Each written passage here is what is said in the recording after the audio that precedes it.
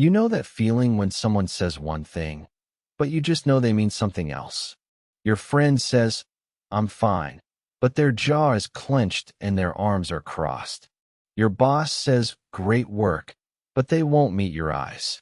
Here's the thing, your gut isn't guessing. It's reading. You're picking up on signals that most people don't even know exist. The FBI has spent decades studying this. They've trained agents to read human beings like open books, to detect lies, spot danger, and understand what people are really thinking, even when their words say something completely different. And today, I'm going to teach you those same techniques. So there's this guy, Joe Navarro. He spent 25 years as an FBI counterintelligence agent. His job? Catching spies. Not the James Bond kind, the real kind. People who steal secrets, lie for a living, and are trained to deceive. And Navarro's weapon wasn't a gun. It wasn't a wiretap. It was observation. He learned that while people can control their words, they cannot fully control their bodies. The feet, the hands, the micro-expressions, these things leak the truth. Navarro wrote a book about it called What Every Body is Saying. And the core idea is simple. The body has a baseline. And when someone deviates from that baseline, that's where the truth hides. Let me show you what I mean. Here's something most people don't know. The most honest part of the body is the feet. Why? Because nobody thinks about their feet. You can control your face. You can watch your hands. But your feet? They're on autopilot. And what your feet are doing tells you where someone's mind is going.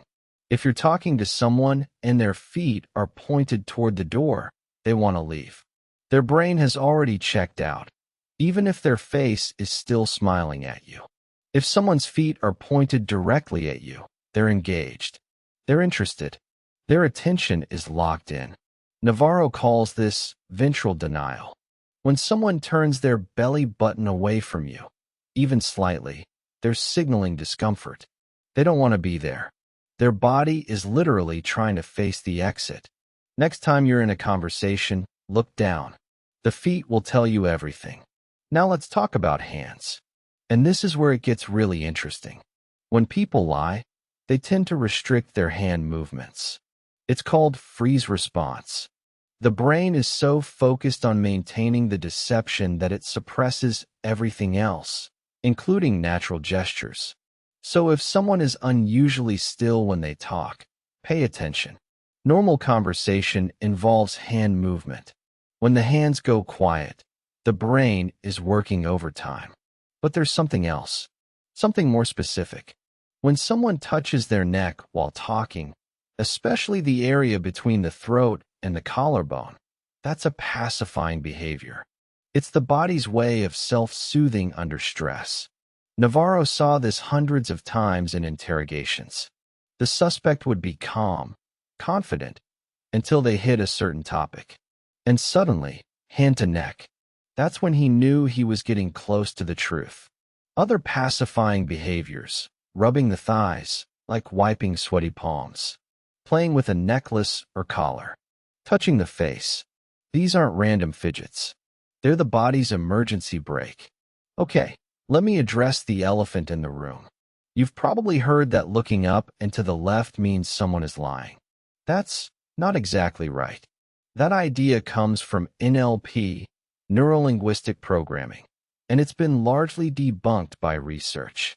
But the eyes do tell you things, just not what the internet claims. What to actually look for is change.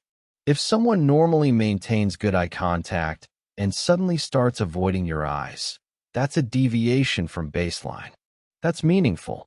Conversely, if someone is staring at you too intensely without blinking, that can be a sign of manufactured sincerity. They're trying too hard to look honest. Real eye contact is comfortable. It breaks naturally. When someone's eyes are either locked on you like a predator or darting everywhere, something's off. Also watch the eyebrows. A quick flash of the eyebrows, just a split second, signals recognition and pleasure.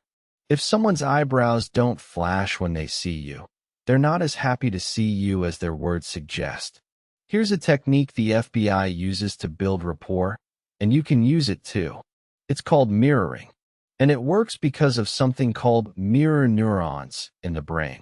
When you subtly copy someone's body language, their posture, their gestures, even their breathing rate, their brain registers you as similar, as safe, as one of them. This is why you feel comfortable around certain people even if you can't explain why. Their bodies are in sync with yours. But here's the key, it has to be subtle. If you obviously mimic someone, they'll feel it and it'll backfire. The trick is to match their general energy and posture with a 2 to 3 second delay. If they lean back, you lean back. If they cross their legs, you cross yours. Not immediately, just naturally. And you can use this in reverse too. If someone is agitated, angry, you can actually calm them down by maintaining open, relaxed body language. Your calm will eventually mirror back to them. This is what the best negotiators do. They don't fight fire with fire. They fight fire with water. All right, let's get to what you've been waiting for. How to actually detect a lie.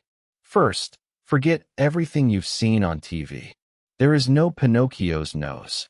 No single gesture that always means someone is lying. What there is clusters.